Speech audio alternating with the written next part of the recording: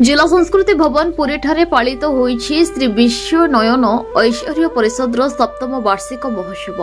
पुस्तक उन्मोचन, सारस्वत प्रतिभा संवर्धना और राज्यस्तरीय आलोचना चक्र आलोचना प्रसंग विश्व नयन विश्वप्रेम। श्री विश्व नयन ऐश्वर्य परिषद सभापति डॉ सौम्यकांत पंडा अध्यक्षतार परिषद मुखपात्र विश्व नयन संपादिका तृप्ति पंडा प्रबंध संकलन मनीष खोजार बेल उन्मोचन होता। राधावल्लभ मठ महंत उद्घाटक रूप में महोत्सव को उद्घाटन करी कहले आम संस्कृति जगन्नाथ संस्कृति एवं आमर लक्ष्य जगन्नाथ संस्कृतिर प्रचार और प्रसार करने दिगरे श्री विश्वनाथ ट्रस्ट भूमिका अत्यंत गुरुत्वपूर्ण वार्ता वहन करुछि। राष्ट्रीय श्री जगन्नाथ धर्म प्रचारक बाबा सत्यानंद दास महाराज जगत रे जगन्नाथ संस्कृति एकमात्र संस्कृति जोठारे विश्व प्रेम और विश्व भातृत्वर निर्देशन देखा मिले बोली कहिथिले। मुख्य अतिथि रूपे महिमा धर्म प्रचारक और संस्कारक अमित कुमार जेना वक्तव्य कहले आज समाज रे पितामाता गुरु गुरुजन प्रति पिलामानकर भक्ति भल पाइबा कमी जाउछि। गाँ गाँ बुली लोकमानक मध्य चेतना आनिबा निहाती जरूरी। डॉक्टर देवेंद्र नाथ तोरी, डॉक्टर प्रभात कुमार महापात्र एवं अध्यापक पंडित प्रसाद कुमार सतपथी मंचासीन थे। संपादिका तृप्ति पंडा कार्यक्रम को परिचालना करने सहित वार्षिक विवरणी उपस्थापन करते। मंच संयोजना दायित्व शिव सुंदर मिश्र, डॉक्टर तपन दास, प्रसेन पंडा एवं शिव प्रसाद पंडा सुचारू रूपे कार्यक्रम सफल संपादन दायित्व नहीं। विभिन्न क्षेत्र में प्रतिष्ठित प्रतिभा मानक सम्मानित करा। संवर्धना समारोह को श्याम प्रकाश सेनापति और प्रसन्न पंडा संचालन करते। शेष में मोहन महाराणा धन्यवाद अर्पण करते। पृथ्वी तत् पीता द्यौः तत् ग्रावाण सोमसूत मयो भुवा तदस्तेना शृणुतं विस्मयायुवं तमीशानं सेवा शिरोमणि सम्मान 2025 सम्मान देवे काशीनाथ पाणिग्राही मूलमणि आचार्य डॉक्टर कृष्णचंद्र काशीनाथ पाणिग्राही अतुल आज्ञा भारतीय पोशाक हमको उद्बुद्ध कर सुंदर समावेश बहु लोगों को दे भाई पको दे भाई जान सुनना नहीं स्पोर्ट है जो माने वो ये अध्यापक पढ़ा गया जो लेखा भविष्य समाज भारतीला जे असो जीवन केंद्र वर्तमान hope is life charitable trust पूरी को में उच्चतम धर्मदू को अनुरोध करेंगे मंच को निश्चित सुरेश नंद छंती आपण छंती वर्तमान विश्वनाथ शिष्य सम्मान वाले पौर्णमासी को देखा नहीं आज बढ़िया व्यक्तित्व से बहुत दान करती बहुत काम करती तापर मां हां से शिक्षक बंधन व्यक्तित्व आज आसवा कथा तरफरु सम्मानित वे विश्वनाथ स्वतंत्र सम्मान 2025 रो श्रीयुक्त मधुसूदन मिश्र को अनुरोध करिबी हमें समस्त टिके कहता दे उत्साहित करबा भाईना हमर एक केवल सर्वाधिकता नुहे तो कौन समाज सेवी कम नुहति प्रत्येक उपस्थापन गुड़िक पूरा नियर ढंग पुरी सहर में प्रत्येक कोण अनुकोण देवा सहित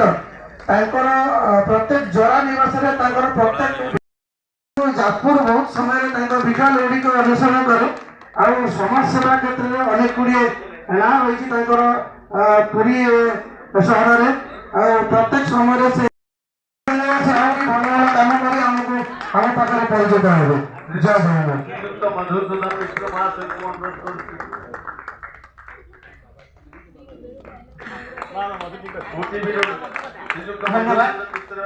बहुत बहुत धन्यवाद सर ए मंचर मंडन करी आम मान को आप्यायित करबा एसती मंचर मर्यादा बढ़ाइछथि मधुई मधुई सरला पूरी रे गौरव कहले सर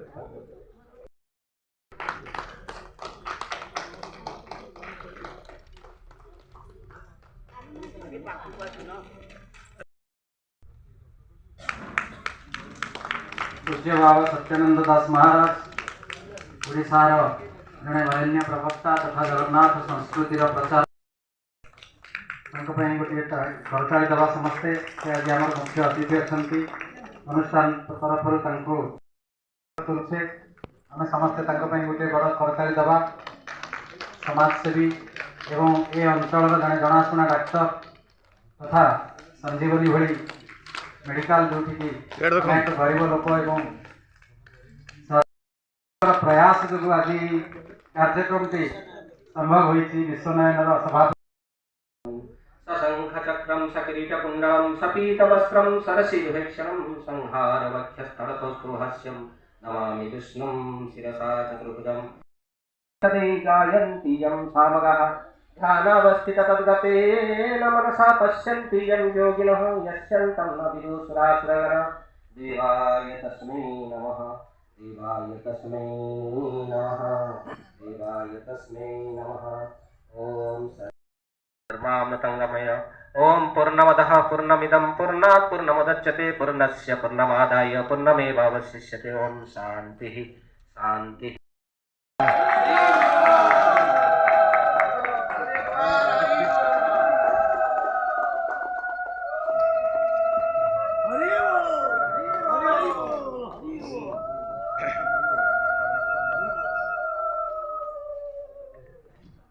देखो देखो ये देखो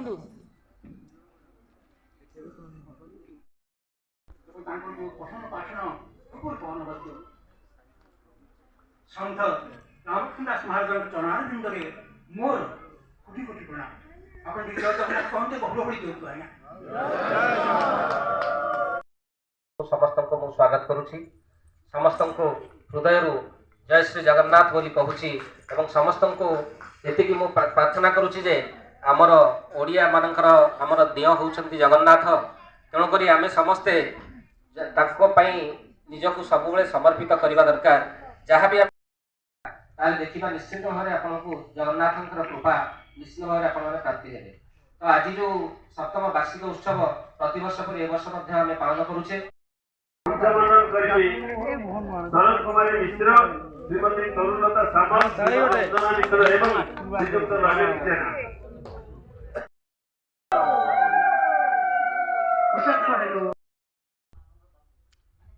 आगे परिचय आगे डॉक्टर सौम्यकांत पंडा सभापति विश्वनयन ऐश्वर्य परिषद पुरी। तो विश्वनयन सप्तम वार्षिक उत्सव पालन कराउछि कि आज तार सप्तम वार्षिक उत्सव पालन कराला कोन कहबे तापरे आज्ञा विश्वनयन जो शब्दटी आप कहते विश्वनयन परिकल्पना आम 2019 मसीह करूँ जितेबाला आम ये नाटी रखा जाइलु कौन ना रखू बोलिकी मु एवं मोर धर्मपत्नी दुई जन बहुत ए विषय आलोचना करूँ शेष में मंदिर में जाई जितेबाला आम गरुड़ स्तंभ पछपटे प्रभु को दर्शन करूँ मोर धर्मपत्नी पार्टी बाहर आम विश्वनयन नाटी रखा केमी लगुच तुमको मुझे कहली ना बहुत भल तो से विश्वनयन आशीर्वाद से जगन्नाथ जो चक्का आखि तांकर आशीर्वाद आम से ऐश्वर्य प्रतिष्ठान आरंभ कलु 2019 मसीह एवं या भितर बहुत घात प्रतिघात भितर आमर ये संस्था ए वर्ष सप्तम वर्ष पदार्पण करिछि एवं ये जो विश्वनयन ऐश्वर्य ट्रस्टर मूल उद्देश्य है केमिति जगन्नाथ संस्कृति जगन्नाथ धर्मर प्रचार प्रसार सनातन धर्मर प्रचार प्रसार हेबो सारा विश्व में घरे घरे लोक मैंने केमिति जगन्नाथ को सारा जगतर नाथ बोली मानिबे कारण जिते आप जानते आमर कलिजुगे आम 4 धाम बोली मानुचे धाम गुड़ाक सब जगार ना अनुसार होती बद्री धाम अनुसार बद्रीनाथ आपणकर रामनाथ होती रामेश्वरम एवं द्वारिकार द्वारिकानाथ एवं सबू ठाकुर से जगह अनुसार हेले भी आमर पुरीर जगन्नाथ जो अच्छा सी पुरीर नाथ नुहति कि श्रीक्षेत्र नाथ नुहति सी होती सारा जगतर नाथ 14 ब्रह्मांडर मालिक सी तो तांको आम ये विश्वनयन संस्था आरंभ करूँ एवं केमिति जगन्नाथंकर प्रचार प्रसार होगा सारा विश्व लोक मानिबे केवल ओडियांकर दिय से नुहति सारा विश्वर से ठाकुर सारा जगतर ठाकुर 14 ब्रह्मांडर मालिक बोली केमिति लोक मैंने जानवे से उद्देश्य आम ये कवि लेखक सम्मेलन करूँ प्रति वर्ष ये डिसेम्बर मसरे 6 तारिख में आमर एक प्रोग्राम हुए कि ये वर्ष टी कौन अनिवार्य कारण हेतु आम डिसेम्बर 14 तारिख में आज सप्तम वार्षिक उत्सव पालन कलु एवं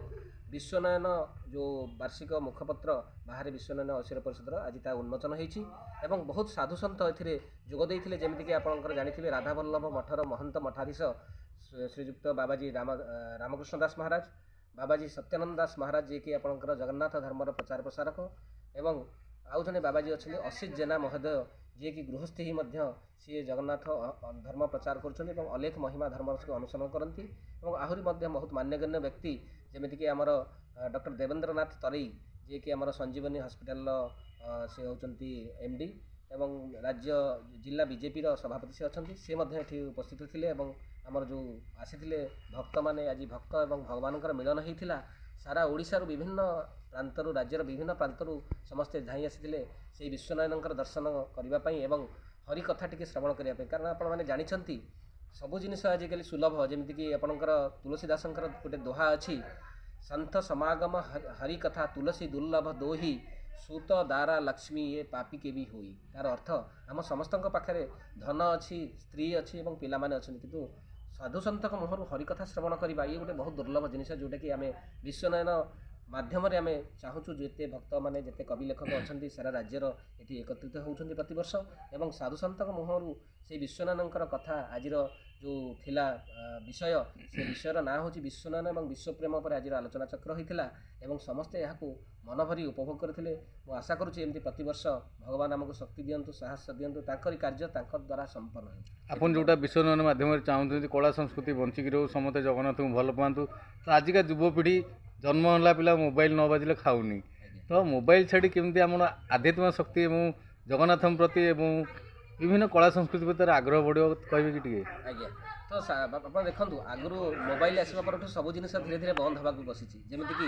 ଆପଣଙ୍କର ଷ୍ଟୁଡ଼ିଓ ବନ୍ଦ ହେବାକୁ ବସିଛି, କାରଣ ମୋବାଇଲରେ ଆପଣଙ୍କର କ୍ୟାମେରା ଆଭେଲେବୁଲ୍ ହେଇଯାଉଛି। ଆପଣଙ୍କର ଘଣ୍ଟା ମଧ୍ୟ ଲୋକ ବ୍ୟବହାର କରିବା ବନ୍ଦ କରିଦେଲେଣି। ଆପଣଙ୍କର ଘରେ ବସିକି ଆପଣଙ୍କର ସାରା ବିଶ୍ୱରେ ଯଦି କିଏ ବି ଅଛନ୍ତି, ବନ୍ଧୁବାନ୍ଧବ, ପିଲା, ସମସ୍ତଙ୍କ ସହିତ ଆପଣ ଘରେ ବସିକି କଥାବାର୍ତ୍ତା ହେଇପାରୁଛନ୍ତି। ତ ମୋବାଇଲ ଦ୍ୱାରା ନିଶ୍ଚିନ୍ତ ତାର ବହୁତ ସକାରାତ୍ମକ ପ୍ରଭାବ ଅଛି, କିନ୍ତୁ ବହୁତ ନକାରାତ୍ମକ ପ୍ରଭାବ ମଧ୍ୟ ରହୁଛି। ଆଜିର ଯୁବପିଢ଼ି, ଆଜିର ଯେଉଁ କିଶୋର କିଶୋରୀ ଅବସ୍ଥାରେ ଯେଉଁ କିଶୋର କିଶୋରୀମାନେ ସେ ପଥଭ୍ରଷ୍ଟ ହେବାର ମୁଖ୍ୟ କାରଣ ମଧ୍ୟ ମୋବାଇଲ ସାଜିଛି। ତେଣୁକରି ମୋବାଇଲ ବ୍ୟବହାର କରନ୍ତୁ, କିନ୍ତୁ ତାକୁ ସକାରାତ୍ମକ ଦିଗରେ ବ୍ୟବହାର କରନ୍ତୁ। ଯେପରିକି ମୋବାଇଲରେ ବହୁତ ପ୍ରକାର ନକାରାତ୍ମକ ଜିନିଷ ଆସୁଛି ଯେଉଁଟାକି ପିଲାମାନଙ୍କୁ ପଥଭ୍ରଷ୍ଟ କରୁଛି। ମୋବାଇଲ ଦ୍ୱାରା ଆପଣ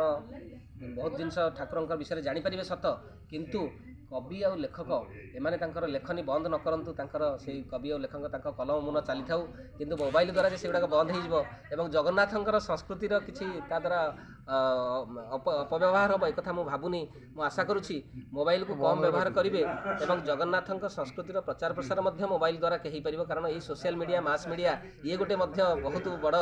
ଆନ୍ଦୋଳନ ସୃଷ୍ଟି କରିଛି। ବର୍ତ୍ତମାନ ଆମେ ସମସ୍ତେ ଯେଉଁ ଘରେ ଘରେ ଆମେ ଗୁରୁଜନମାନଙ୍କୁ ପ୍ରଣାମ କରୁଛେ, ମୁଣ୍ଡିଆ ମାରୁଛେ, କିନ୍ତୁ ମାରିଲା ବେଳେ ଗୋଟିଏ କଥା ସମସ୍ତେ କହିବା, ଜୟ ଶ୍ରୀ ଜଗନ୍ନାଥ, ଜୟ ଶ୍ରୀ ଜଗନ୍ନାଥ, ଜୟ ଶ୍ରୀ ଜଗନ୍ନାଥ। ଆଜ୍ଞା, ଆଉ ଗୋଟେ ଜିନିଷ ତ ଓଡ଼ିଆ ପରମ୍ପରା ଅନୁସାରେ ଆଉ ଶୁଣିବାକୁ ମିଳୁନି ସେ ବୋଉର ବାଡ଼ିପଡ଼ା ଡାକ, ତ ବୋଉ ଡାକ ଲିଭିଗଲାଣି, ଏନେ ମମି ଡାଡ଼ିରେ ଚାଲିଛି। ତ ଆଗାମୀ ପିଢ଼ି ଯେମିତି ବାପା ବୋଉ ଡାକ ଡାକିବେ, ତାପରେ ଟିକେ କିଛି କହିବେ? ଆଜ୍ଞା, ତେଣୁ ଆପଣ ଦେଖନ୍ତୁ ମମି ଆଉ ଡାଡ଼ି ଇଏ ତ ଆମର ଭାରତୀୟ ସଂସ୍କୃତି ନୁହେଁ। ମମି ମାନେ ମମ୍, ମମ୍ରୁ ମମି ଶବ୍ଦ ଆସିଛି। ମମ୍ ମାନେ ଆପଣଙ୍କର ଯେଉଁ ଖ୍ରୀଷ୍ଟିଆନ ମାନଙ୍କର ଯେଉଁ କବର ଦିଆଯାଏ, ଆପଣଙ୍କର ମରିଗଲା ପରେ ତାଙ୍କୁ କବରରେ ରଖାଯାଏ, ସେଇ ଯେଉଁ ବକ୍ସଟାକୁ ତାକୁ ମମ୍ ବୋଲି କହନ୍ତି। ଏବଂ ଡାଡ଼ି ମାନେ ଡେଡ୍, ଡ୍ୟାଡ୍ ମାନେ ଡେଡ୍। ତ ଆପଣ ଜଣେ ବାପା ମାଆଙ୍କୁ କେମିତି ମୃତ ବୋଲିକି ଆପଣ କହିବେ? ବଞ୍ଚି ଥାଉ ଥାଉ ବାପା ମାଆଙ୍କୁ ମାରିଦେବାଟା ହେଉଛି ମମ୍ ଆଉ ଡାଡ୍ ଡାକିବା। ତେଣୁକରି ଆପଣମାନେ ଏ ଶବ୍ଦକୁ ଆମେ ପିଲାମାନଙ୍କୁ, ଆଜିର ଯୁବପିଢ଼ିଙ୍କୁ ମୁଁ ନିବେଦନ କରିବି, ସେମାନେ ବାପା ମା ବୋଉ ଯେଉଁ ଶବ୍ଦରେ ଯେଉଁ ଆତ୍ମୀୟତା ଅଛି, ମା ଶବ୍ଦରେ ଯେଉଁ ଆତ୍ମୀୟତା ଅଛି, ସେ ଶବ୍ଦ ମମ୍, ସେ ଆତ୍ମୀୟତାଟା ମମ୍ ଶବ୍ଦରେ ନାହିଁ। ତେଣୁକରି ଆମେ ମମ୍ ଡ୍ୟାଡ୍ ନ ଡାକିକି ବାପା ଏବଂ ବୋଉ এই দুইটি শব্দ ডাকিবা এবং বাপা মা ମାନଙ୍କୁ ମଧ୍ୟ ମୁଁ ନିବେଦନ କରିବି ସେମାନେ ତାଙ୍କ ପିଲାମାନଙ୍କୁ ଆଧୁନିକତା ଠାରୁ ଦୂରେଇ ରଖନ୍ତୁ, ଆଧୁନିକତା କାର୍ଯ୍ୟରେ ଲଗାନ୍ତୁ, ସେମାନେ ପିଲାମାନଙ୍କୁ ଆଧୁନିକ କରନ୍ତୁ, ପାଠ ପଢ଼ାନ୍ତୁ, ସବୁ ପ୍ରକାର ବୈଷୟିକ ଶିକ୍ଷା ଦିଅନ୍ତୁ, କିନ୍ତୁ ବାପା ବୋଉ ଡାକର ଯେଉଁ ଆତ୍ମୀୟତା ତାକୁ ନ ଭୁଲିକି ମମ୍ ଡାଡ୍ ଡାକଠାରୁ ଦୂରେଇ ରଖନ୍ତୁ ଏବଂ ବାପା ବୋଉ ଡାକକୁ ପୁଣି ଆପଣେଇ ନିଅନ୍ତୁ। ତ ବୋଉର ଯେତେବେଳେ ବାଡ଼ିପଡ଼ା ଡାକ ଥିଲା, ଏଇନେ ମମିର ସେ ବାଡ଼ିପଡ଼ା ଡାକ ଶୁଣିବାକୁ ମିଳୁନି, ତ ସେ ବାଡ଼ିପଡ଼ା ଡାକର ଯେଉଁ ସ୍ୱାଦ ଥିଲା, ଶୁଣିବାର ଯେଉଁ ମଜା ଥିଲା, ତ ଏବେ ମିଳୁନି ସେଇଟା ଦେଖିବାକୁ। ଆଜ୍ଞା, ତ ସେ ବାଡ଼ିପଡ଼ା ଡାକ ଉପରେ କିଛି କୁହନ୍ତୁ। ନିଶ୍ଚିତ ବାଡ଼ିପଡ଼ା ଡାକଟା ଯେଉଁ, କାରଣ ଆପଣ ଦେଖନ୍ତୁ ମାଆଟିଏ ଏବେ ପିଲା ଜନ୍ମ କଲା ପରେ ଆଗରୁ ମାଆ ମାନେ ନାନା ବାୟା ଗୀତ ଶୁଣେଇକି ପିଲାଙ୍କୁ ଖାଇବାକୁ ଦେଉଥିଲେ। ଆପଣ କହନ୍ତୁ ଆଜିର କେଉଁ ମାଆ ନାନା ବାୟା ଗୀତ ଶୁଣଉଛି କି? ସିଏ ମୋବାଇଲ ଧରି ଦେଉଛି ପିଲାକୁ, ଯେ ମୋବାଇଲ ଧରିକି ତୁ ଖାଦ୍ୟ ଖା। ସେ ପିଲାଟି ଖାଦ୍ୟ ଖାଇଲା ଯେତେବେଳେ ତାର ସ୍ୱାଦ ଜାଣିଲାନି, ତେଣୁକରି ତାର ଖାଦ୍ୟଟା ଶରୀରରେ ହଜମ ମଧ୍ୟ ହେଲାନି। ତେଣୁକରି ଆମେମାନେ ସେଇ ଯେଉଁ ବାଡ଼ିପଡ଼ା ଡାକ, ସେଇ ଯେଉଁ ସ୍ନେହରେ ମାଆ ରାଗୁଥିଲା ବାଡ଼ିପଡ଼ା ବୋଲି କହୁଥିଲା କିନ୍ତୁ ମା ମନରେ କେବେ କ'ଣ ମା ପାଟିରୁ କେବେ ପିଲାଟିଏ ମଧ୍ୟ ମାଆକୁ ରାଗିପାରେ ତାକୁ ଅଶ୍ଳୀଳ ଭାଷା ଗାଳି ଦେଇପାରେ କିନ୍ତୁ ମା ସବୁବେଳେ ଚାହେଁ ମୋ ପିଲାଟି କେମିତି ଭଲରେ ରହୁ ସେ ରାଗରେ ହଉ ଅଭିମାନରେ ହଉ ବାଡ଼ିପଡ଼ା ବୋଲି ଡାକି ଦେଉଥିଲା ସତ କିନ୍ତୁ ଆଜି ସେ ବାଡ଼ିପଡ଼ା ଡାକ ନାହିଁ ଆଜି ସେ ବାଡ଼ିପଡ଼ା ଡାକ ଲିଭି ଯାଇଛି ଆଜି ସେଇ ଯେଉଁ ମମି ଡାଡି ଡାକ ଭିତରେ ବାଡ଼ିପଡ଼ା ଡାକ ମଧ୍ୟ ହଜିଯାଇଛି ବାପା ମା ତାଙ୍କର ମମି ଡାଡି ଶବ୍ଦକୁ ଗ୍ରହଣ କରିନେଇଛନ୍ତି ପୁଅମାନେ ମଧ୍ୟ ବାଡ଼ିପଡ଼ା ଡାକ ଆଉ ଶୁଣିବାକୁ ପାଉନାହାନ୍ତି ତେଣୁକରି ଆମେ ଚାହୁଁଛୁ ସେଇ ମା ସେଇ ବୋଉ ଶବ୍ଦ ସେଇ ବାପା ଶବ୍ଦ ଆସୁ ଏବଂ ସେଇ ବାଡ଼ିପଡ଼ା ଶବ୍ଦ ମଧ୍ୟ ଶୁଣିବାକୁ ମିଳୁ ଯାହାଫଳରେ ଆଜିର ପିଲାମାନେ ଯେଉଁ ଗାଁର ସେଇ ଶବ୍ଦ ଶୁଣିବାକୁ ବିରତ ହେଉଛନ୍ତି ସେଥିରୁ ତାର ଲାଭ ଉଠେଇ ପାରୁନାହାନ୍ତି ବୋଉ ରାଗିଗଲେ ଯେଉଁ ଝାଟୁଆ ମାଡ଼ ଯେଉଁ ସଜନା ଛୁଇଁର ମାଡ଼ ଯେଉଁ ଫାଉଡ଼ା ବେଣ୍ଟର ମାଡ଼ ଆଜ୍ଞା ତ ଏବେ ନାହିଁ ଏଇଟା ସେଇ ସବୁ ଜିନିଷ ନାହିଁ କିନ୍ତୁ ଆମର ସେଇଟା ମିଳିବା ଦରକାର ବାପା ମା ଯଦି କାରଣ ବାପା ମା ଆପଣ କୁହାହେଇଛି ଲାଳୟତ 5 ବର୍ଷାଣି 5 ବର୍ଷ ପର୍ଯ୍ୟନ୍ତ ଗୋଟେ ପିଲା ଜନ୍ମ ହେଲା ପରେ ତାକୁ ଲାଳନ ପାଳନ କରିବ ତାକୁ ବାଡ଼େଇବ ନାହିଁ ତାଡ଼ୟତ 10 ବର୍ଷାଣି 5 ବର୍ଷରୁ 15 ବର୍ଷ ପର୍ଯ୍ୟନ୍ତ ଆପଣ ତାକୁ ପିଲାକୁ ରାଗିବେ ବୁଝେଇବେ ଅଭିମାନ କରିବେ ଏସବୁ କରିକି ତାକୁ ଆପଣ ମାନେ ଶାସନ କରିବେ ଏବଂ 16 ପୁତ୍ରମ୍ ମିତ୍ରମ୍ ସମାଚରେ ତା ଅର୍ଥ ହେଉଛି 16 ବର୍ଷ ହେଇଗଲା ପରେ ପୁଅ ଝିଅ ସହିତ ଆପଣ ବନ୍ଧୁ ବା ସାଙ୍ଗ ଭଳିଆ ଆପଣ ତାକୁ ବ୍ୟବହାର କରିବେ ତେଣୁକରି ଯେଉଁ 5 ବର୍ଷରୁ 15 ବର୍ଷ ଏଇ ବର୍ଷଟା ଏଇ ସମୟ ଭିତରେ ଆମେ ମଧ୍ୟ ପିଲାମାନଙ୍କୁ ଏବେ ନୋ ପନିଶମେଣ୍ଟ ଜୋନ୍ ହେଇଯାଇଛି ଯେଉଁଠିକି ପିଲାମାନଙ୍କୁ ବାଡ଼ିଆ ପିଟା ଘରେ ମଧ୍ୟ ବନ୍ଦ ବାହାରେ ବନ୍ଦ ତେଣୁକରି ପିଲାମାନେ ଆଜି ପଥଭ୍ରଷ୍ଟ ହେଉଛନ୍ତି ସେମାନେ ସାଙ୍ଗସାଥି ଦ୍ୱାରା ପରିଚାଳିତ ହେଉଛନ୍ତି ସେଇଟା ହେବା ଉଚିତ ନୁହେଁ ଏବେ ମଧ୍ୟ ସେଇ ମାଆର ଛାଟ ଆମେ ପିଲାବେଳେ ଖାଇଛୁ ଏବଂ ଏବେ ମଧ୍ୟ ଖୋଜୁଛୁ ବାପା ମାଆଙ୍କର ସେଇ ଛାଟ ସେଇ ବାଡ଼ିପଡ଼ା ଡାକ ସେଇ ଗାଳି ଆଜି ମଧ୍ୟ ଆମେ ସେଇଟାକୁ ଅନୁଭବ କରୁଛୁ କିନ୍ତୁ ଦୁର୍ଭାଗ୍ୟବଶତଃ ଆଜିର ପିଲାମାନେ ସେଥିରୁ ବଞ୍ଚିତ ହେଉଛନ୍ତି ତ ଲାଷ୍ଟ କ୍ୱେଶ୍ଚିନ୍ ଆପଣଙ୍କୁ ରହିଲା ବର୍ତ୍ତମାନ ପିଲାମାନେ ମୋବାଇଲ ଛାଡ଼ି କେମିତି ଜଗନ୍ନାଥ ସଂସ୍କୃତିକୁ ଆପଣେଇବେ ତାପରେ ଟିକେ କୁହନ୍ତୁ ଆଜ୍ଞା ତ ପିଲାମାନେ ମୋବାଇଲ ଦ୍ୱାରା ଜଗନ୍ନାଥଙ୍କ ବିଷୟରେ ମୋର ଗୋଟେ ସବୁବେଳେ ଅଭ୍ୟାସ ମୁଁ ଯେତେବେଳେ ମୋର ଡ୍ୟୁଟିକି ଯାଏ ସେତେବେଳେ ମୁଁ ମୋବାଇଲଟାରେ ଜଗନ୍ନାଥଙ୍କର ଯେଉଁ ପଞ୍ଚରାତ୍ର କାର୍ଯ୍ୟକ୍ରମ ଜଗନ୍ନାଥଙ୍କ ବିଷୟରେ କିଛି ଜାଣିବାକୁ ଥାଏ ଭାଗବତ ବିଷୟରେ କିଛି ଜାଣିବାକୁ ଥାଏ ମୁଁ ମୋବାଇଲ ଦ୍ୱାରା ଶୁଣେ କିନ୍ତୁ ଜଗନ୍ନାଥଙ୍କ ବିଷୟରେ ଆମେ ଜାଣିବା ପାଇଁ ମୋବାଇଲ ବ୍ୟବହାର କରିପାରିବା କିନ୍ତୁ ସେ ତା ଛଡ଼ା ଆମେ ମଧ୍ୟ ଆଜି ଆମର ଯେଉଁ ଧର୍ମଗ୍ରନ୍ଥ ଯେମିତିକି ଭାଗବତ ଜଗନ୍ନାଥ ସ୍କନ୍ଦ ପୁରାଣ ଏବଂ ଆପଣଙ୍କର ଯେଉଁ ରାମଚରିତ ମାନସ ରାମାୟଣ ଏସବୁ ଗ୍ରନ୍ଥ ଆମେ ପାଠ କରିବା ଦରକାର କେବଳ ଆମେ ମୋବାଇଲ ଦ୍ୱାରା ଅନୁପ୍ରାଣିତ ହୋଇକି ତାକୁ ଆମେ ଭୁଲିଯିବା ଦରକାର ନୁହେଁ କାରଣ ଗ୍ରନ୍ଥ ହେଉଛନ୍ତି ଭଗବାନ ଗ୍ରନ୍ଥ ଭିତରେ ଆମର ଭଗବାନ ନିଜେ ଆପଣ ବାଙ୍ଗ୍ମୟୀ ଅବତାର କୃଷ୍ଣଙ୍କର ହେଉଛନ୍ତି ଭଗବତ ଗୀତା ତେଣୁକରି ଗୀତାକୁ ଆମେ ଭୁଲିବା ନାହିଁ ଭାଗବତକୁ ଭୁଲିବା ନାହିଁ ରାମାୟଣକୁ ଭୁଲିବା ନାହିଁ ଏସବୁ ଗ୍ରନ୍ଥକୁ ଆମେ ପାଠ କରିକି ଆମ ଜୀବନର ପ୍ରତିଟି ଅସୁବିଧାର ବାଟ ସବୁର ଯେଉଁ ଅସୁବିଧାରେ ଆମେ ପଡ଼ୁଛେ ଜୀବନରେ ଯେତେ କଷ୍ଟ ଆସୁଛି ସବୁର ବାଟ ଅଛି ଗୀତା ଏବଂ ଭାଗବତରେ ତେଣୁକରି ମୁଁ ସମସ୍ତଙ୍କୁ ନିବେଦନ କରିବି ଆଜିର ଯୁବପିଢ଼ିକି ନିବେଦନ କରିବି ସେମାନେ ମୋବାଇଲ ବ୍ୟବହାର କଲେ ମଧ୍ୟ ମୋବାଇଲକୁ ପ୍ରାଧାନ୍ୟ ନ ଦେଇ ସେ ଭାଗବତ ଗୀତା ସବୁଦିନେ ଗୋଟିଏ ଗୋଟିଏ ଶ୍ଲୋକ ହେଉ ଗୋଟିଏ ଗୋଟିଏ ମନ୍ତ୍ର ହେଉ ପାଠ କରନ୍ତୁ ଯାହାଦ୍ୱାରା କି ତାଙ୍କ ଜୀବନ ସରସ ହେବ ତାଙ୍କ ଜୀବନ ସୁନ୍ଦର ହେବ ଏବଂ ତାଙ୍କର ଭବିଷ୍ୟତ ଉଜ୍ଜଳମୟ ହେବ ଏବଂ ଆମର ସନାତନ ଧର୍ମ ଏବଂ ଜଗନ୍ନାଥ ସଂସ୍କୃତି ତାର ମଧ୍ୟ ପ୍ରଚାର ପ୍ରସାର ହେବ ସେ ମଧ୍ୟ ବଞ୍ଚିକି ରହିବ ଏତିକି ମୋର ସମସ୍ତଙ୍କ ପାଖରେ ନିବେଦନ ଜୟ ଶ୍ରୀ ଜଗନ୍ନାଥ ଜୟ ଶ୍ରୀ ଜଗନ୍ନାଥ ଜୟ ଶ୍ରୀ ଜଗନ୍ନାଥ ପରିଚୟ ଆଜ୍ଞା ଜୟ ଶ୍ରୀ ଜଗନ୍ନାଥ ମୁଁ ତୃପ୍ତି ପଣ୍ଡା ଶ୍ରୀ ବିଶ୍ୱନାରାୟଣ ଐଶ୍ୱର୍ଯ୍ୟ ଟ୍ରଷ୍ଟର ପ୍ରତିଷ୍ଠାତା ସମ୍ପାଦିକା ତ ବିଶ୍ୱନାରାୟଣର ଏଥର 7ମ ବାର୍ଷିକ ଉତ୍ସବ ପାଳନ କରାଯାଉଛି ସାଧୁ ସନ୍ଥଙ୍କ ଠାରୁ ଆରମ୍ଭ କରି ବିଭିନ୍ନ ସମ୍ପ୍ରଦାୟର ବ୍ୟକ୍ତିମାନେ ଏଠାରେ ଉପସ୍ଥିତ ଅଛନ୍ତି କ'ଣ କହିବା ଆଜିର କାର୍ଯ୍ୟକ୍ରମ ଆଜ୍ଞା ଆମେ ଯେଉଁ ମାନେ ଲକ୍ଷ୍ୟ ନେଇକି ବିଶ୍ୱନାରାୟଣ ଐଶ୍ୱର୍ଯ୍ୟ ଟ୍ରଷ୍ଟ ପ୍ରତିଷ୍ଠା କରିଥିଲୁ ଆମେ ଭାବୁଛୁ ଆମେ ସେ ଲକ୍ଷ୍ୟରେ ନିଶ୍ଚିନ୍ତ ଟିକେ ଉନ୍ନତି କରୁଛୁ ଆମର ପ୍ରତିବର୍ଷ ଲକ୍ଷ୍ୟ ହେଉଛି ଆମେ ସାଧୁ ସନ୍ଥଙ୍କୁ ହିଁ ମାନେ ଉପବିଷ୍ଟ କରିବୁ ମଞ୍ଚରେ ଏବଂ ସେମାନଙ୍କ ଠାରୁ କିଛି ଆଧ୍ୟାତ୍ମିକତା ଜ୍ଞାନ ଗ୍ରହଣ କରିବୁ ଯାହାକି ଆମେ ପ୍ରତିବର୍ଷ ସତ୍ୟାନନ୍ଦ ବାବା ଏଥରକ ଆମର ରାମକୃଷ୍ଣ ଦାସ ମହାରାଜ ଆସିଛନ୍ତି ଆଉ ଜଣେ ଆମର ଅସିତ ଜେନା ଆସିଛନ୍ତି କୁନ୍ଦିଲ ଆମର ଜୟଦେବଙ୍କ ପୀଠ ଯେଉଁ କୁନ୍ଦିଲ ଗ୍ରାମରୁ ତେଣୁ ସେମାନଙ୍କ ଠାରୁ ଆମେ କିଛି ଶୁଣିବା ସହିତ ସମାଜରେ ଯେଉଁ ବର୍ତ୍ତମାନ ସମସ୍ତେ ଲୋକଙ୍କ ଭିତରେ ଆଧ୍ୟାତ୍ମିକତା ଆନ୍ତରିକତା ଏସବୁ କମିଯାଉଛି ସେଇଟା ଏମାନଙ୍କର ପ୍ରଚାର ବା ପ୍ରସାର ଦ୍ୱାରା ବା ଆମେ ଏମାନଙ୍କର ସବୁ ଶୁଣିବା ଦ୍ୱାରା ଆମ ଭିତରେ ନିଶ୍ଚିନ୍ତ ଚେତନା ଜାଗ୍ରତ ହେଉଛି ତେଣୁ ଆମେ ପ୍ରତିବର୍ଷ ଏଇ ଧରଣର ସମ୍ମିଳନୀ ସବୁ କରିବାକୁ ସ୍ଥିର କରିଛୁ ଆଜ୍ଞା ଆପଣ ବର୍ତ୍ତମାନ ଆଜି ଦିନରେ ବିଭିନ୍ନ ଯୁଗଳବନ୍ଦୀମାନଙ୍କୁ ସମ୍ମାନିତ କରୁଛନ୍ତି ଯେହେତୁ କି ଆମର ପ୍ରଶଂସାର ଏବଂ ମ୍ୟାଡ଼ାମ୍ ଏଇଭଳି କିଛିଟା ବ୍ୟକ୍ତିତ୍ୱମାନଙ୍କୁ ଆପଣ ଆଜି ସମ୍ମାନିତ କରୁଛନ୍ତି କ'ଣ କହିବେ ଆଜ୍ଞା ଯେଉଁମାନେ ଆକ୍ଚୁଆଲି ଏଇଟା ଗୋଟେ ଖୁସିରେ କରାଯାଉଛି ଯୁଗଳବନ୍ଦୀ ଅଛି ଯେଉଁଠି ସ୍ୱାମୀ ସ୍ତ୍ରୀ ରାଇଟର ବା ନାଟ୍ୟକାର ସେମିତି ଆମର ଏଥରକ ପୁରୀର ପ୍ରସନ୍ନ ମିଶ୍ର ଆଉ ତାଙ୍କର ୱାଇଫ୍ ଯିଏ ଅଛନ୍ତି ବିଜୟଲକ୍ଷ୍ମୀ ଦାସ ସେମାନଙ୍କୁ କରିଛୁ ପ୍ଲସ୍ ଆମର କେନ୍ଦ୍ରାପଡ଼ାର ଆସିଛନ୍ତି ସୌଭାଗ୍ୟ ଦାସ ଆଉ କୃଷ୍ଣଚନ୍ଦ୍ର ମହାପାତ୍ର ସେମାନେ ଦୁଇଟା ଯୁଗଳବନ୍ଦୀ ଏଥରକ ଦେଉଛୁ ସମସ୍ତେ ନିଜ ନିଜ କ୍ୟାମେରାରେ ପ୍ରୟୋଗ କରନ୍ତୁ ମୁହୂର୍ତ୍ତକୁ ପୁରୀରୁ ରମେଶ ସାହୁଙ୍କ ରିପୋର୍ଟ ନ୍ୟୁଜ୍ ଉପାନ୍ତ ଖବର।